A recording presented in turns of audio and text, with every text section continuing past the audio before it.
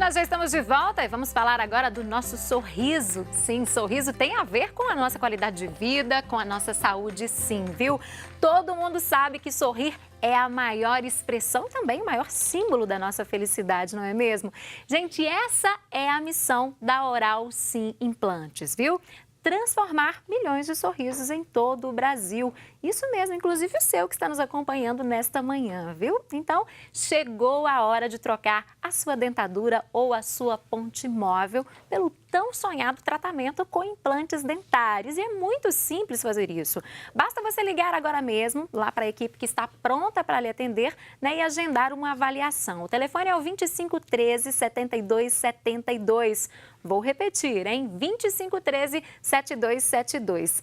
Lembrando, gente, que a missão da Oral Sim é fazer o melhor pela sua saúde bucal sempre. E lá você vai encontrar os melhores profissionais do mercado, uma estrutura fantástica e o melhor de tudo, que faz a diferença, né? Um tratamento humanizado, com carinho e com respeito que você merece, viu? Então anote aí o telefone 2513-7272. Oral Sim é a sua referência em implantes dentários, não se esqueça disso.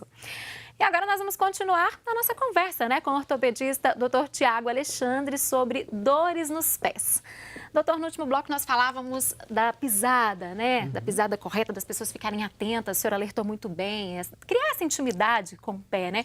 E na hora de ir comprar os calçados, os tênis, as sandálias, as mulheres principalmente olham muito a estética, né? O senhor até começou a falar sobre isso. Além da estética, o que deve ser observado para preservar a saúde dos nossos pés?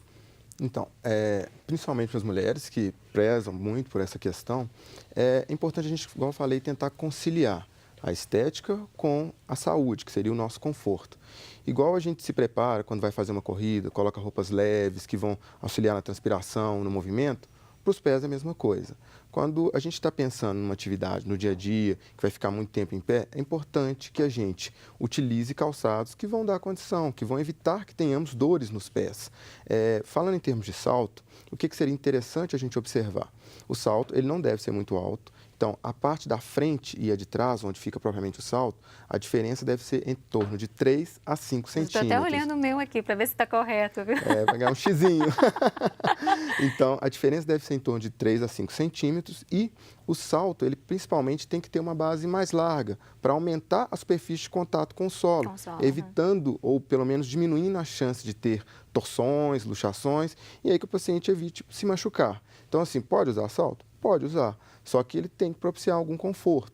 É claro que em certas situações que exigem certa socialidade, a gente tem que estar mais formal, utiliza-se, mas por tempos limitados, isso acaba não causando grandes problemas. Não ficar o dia todo, então, com esse salto como eu estou, exatamente, né? Só o tempo do programa e depois a gente tira. Aí já pode trocar. Tá certo. Agora eu quero falar de grupos de riscos, doutor. Existem grupos específicos que têm uma tendência maior a desenvolver algum problema no pé?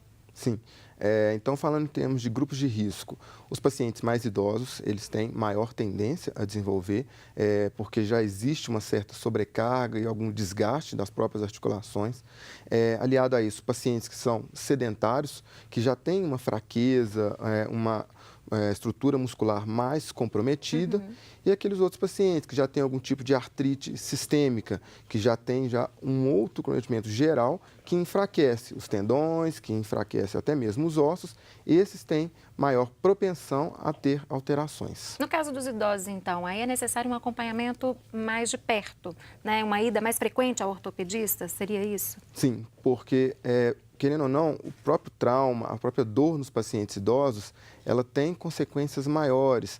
Se você for pensar em termos de queda, de lesões, são mais difíceis de ser tratadas, então é muito importante você prevenir, olhar bem o calçado, olhar a própria saúde dos pés, porque, por exemplo, os idosos muitas vezes não conseguem olhar os pés, então é importante que tenha um acompanhante que possa ajudá-los, após o banho, secar bem a pele, deixar respirar um pouco antes de colocar um calçado, para evitar que fique umidade, que possa gerar infecções, gerar lesões, que vão ser porta de entrada para outros problemas ainda maiores. Bom, a gente sempre fala da importância da atividade física, né? E na hora de escolher o tênis para essa prática de atividade, quais são os cuidados que a pessoa deve ter? Porque hoje a gente sabe que existem no mercado aí diversos modelos, né? Um para corrida, outro para caminhada, outro para quem vai fazer outro tipo de atividade. Qual é a dica? não existe o modelo ideal para todo mundo. Os nossos pés, assim como os nossos, cada um tem um modelo próprio. O que eu oriento os pacientes vá na loja, experimente, caminhe um pouco, coloque um outro calçado. Então, assim, experimente alguns modelos, porque aquele que te der mais conforto, ele tende a ser o melhor para você. Nos casos dos pacientes que já têm algum problema, alguma deficiência, aí a gente orienta específicos calçados. Mas, no geral, o mais confortável tende a ser o melhor.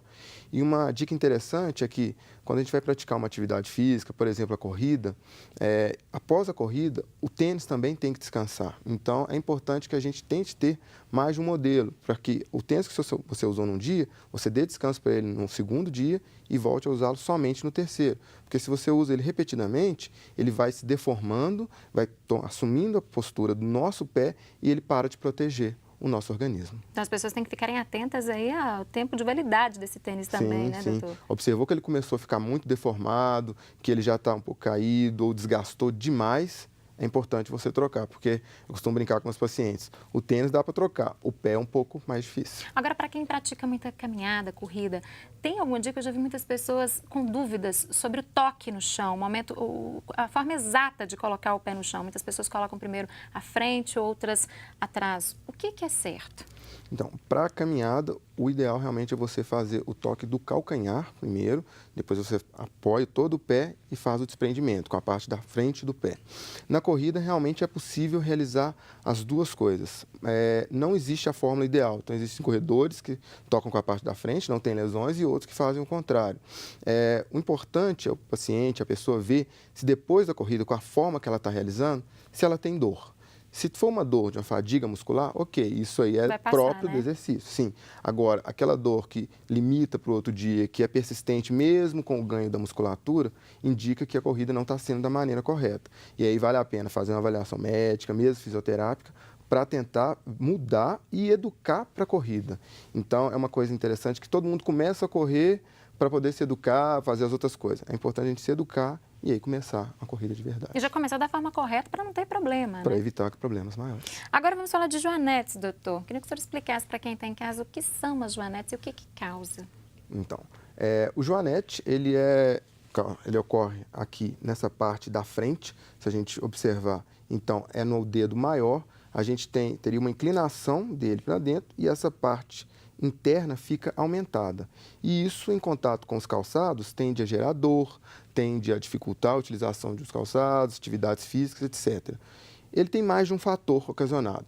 É muito comum que tenha história familiar, então, quando você pega um paciente com joanete, muitas vezes a mãe, a tia ou alguém na família já tinha, e ele está muito associado com a utilização de calçados apertados principalmente na parte da frente. Quando o calçado é mais triangular e fica apertando essa região, ele vai forçando essas estruturas, tentando afinar a parte da frente do pé.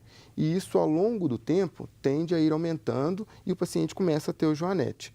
Então, o calçado apertado, principalmente de sapato de salto alto, com bico triangular, exatamente, ele aumenta a propensão até 7 vezes do paciente ter joanete. Por isso que ele é tão mais comum em pacientes do sexo feminino, que tem a utilização desses calçados mais frequentemente.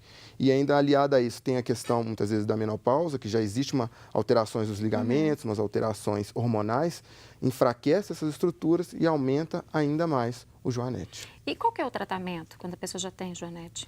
Então, inicialmente a gente tenta um tratamento que é não cirúrgico, conservador, que seria mudar os calçados, tentar utilizar calçados que dão mais conforto e que permitam que o paciente faça todas as atividades. Nos casos em que há persistência da dor, incômodos para o dia a dia, o tratamento ele é cirúrgico. Você tem que corrigir as angulações, você tem que corrigir a arquitetura óssea para poder permitir retorno à função prévia. Bom, outra reclamação frequente também é o esporão. Qual que é a causa? Então, o esporão, geralmente, ele é na região do calcanhar. No calcanhar. A dificuldade que a pessoa tem de colocar o calcanhar no chão, não é isso? Isso, exatamente. O esporão, ele é principalmente causado pela fáscia plantar, que é a fascite plantar. Então, o paciente de manhã, quando pisa, ele começa a ter dor nessa região do pé. Logo cedo, logo que acorda, então? Logo cedo. O sintoma é muito parecido como se estivesse pisando em um espinho, pisando em um prego. O paciente relata isso muito. E muitas vezes, durante o dia, ele até melhora um pouco disso ao longo, é como se o pé fosse esquentando e aos poucos fosse melhorando. Mas aí no outro dia, ou mesmo de ficar sentado durante um tempo, isso volta a doer. Então, ele é principalmente causado pela inflamação dessa fáscia, que a gente chama fáscia plantar, e ela advém de falta de alongamento. Então, o paciente que se mantém com um alongamento mais contínuo, um alongamento mais frequente e com bons calçados, tem uma tendência muito menor a ter o esporão. E as mulheres, as grávidas, dores nos pés durante a gravidez, o que elas podem fazer para amenizar um pouco?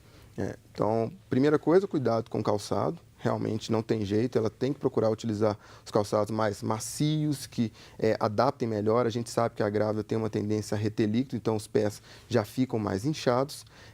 Fora isso, é importante, e uma coisa que ajuda muito, ela fazer algumas massagens nos pés para poder estimular a circulação, estimular a parte neurológica ali. Então, fazer talvez 2, 3 vezes na semana, algumas massagens nessas regiões. Compressas no final do dia também ajuda bastante. E, principalmente, tentar, no período gravídico e mesmo antes, manter um pouco de fortalecimento. Óbvio, nada com impacto para não prejudicar a gestação, mas tentar fortalecer, na medida do possível, com um pilates, com fisioterapia, os músculos dessa região. Para fechar nosso bate-papo nessa manhã, doutor, e os calos, que muitas pessoas também reclamam, como que surgem? Então, os calos, eles surgem principalmente por atrito. É uma indicação do nosso corpo de que tem estruturas encostando onde não deveriam. Então, a gente tem que observar qual região que estão apresentando as calosidades e em que momento que elas começaram a ocorrer. Daí a importância daquilo que a gente comentou, de você estar observando continuamente o seu pé. Porque quando os calos surgirem, você vai começar a identificar precocemente, ver se está associado a algum calçado, a alguma atividade física, ou se eles simplesmente surgiram sem nenhuma causa. E aí, quando está associado ao calçado, a solução é até mais fácil. A gente tenta trocar o calçado. Trocar o calçado, isso. Mas algumas vezes eles estão associados a processos de desgaste, a processos de encurtamento. Então, quando a gente identifica isso mais precoce, você começa alguns alongamentos e começa a proteger essas articulações para que os calos sumam com o tempo. Então, a gente não tem que correr para eles sumirem, mas a gente tem que fazer algo definitivo para que não progrida. Tá certo. Doutor Tiago, muito obrigada pela vinda, pelos esclarecimentos aqui no nosso programa hoje. Um bom dia. Obrigado, eu que agradeço. Espero que possa ter tirado algumas dúvidas. Estou à disposição. Tá certo, olha só. E agora, você aí de casa tem um recado para você que nos assiste, viu? Nós queremos ouvi-lo. Mande sugestões, então, comentários, esclareça dúvidas. O nosso número, o nosso WhatsApp aparece para você, o código de área é o 31, o número é o 99642-8473. Nós vamos a um rápido intervalo e, na sequência, vamos falar de economia na hora de ir às compras no supermercado. Daqui a pouquinho.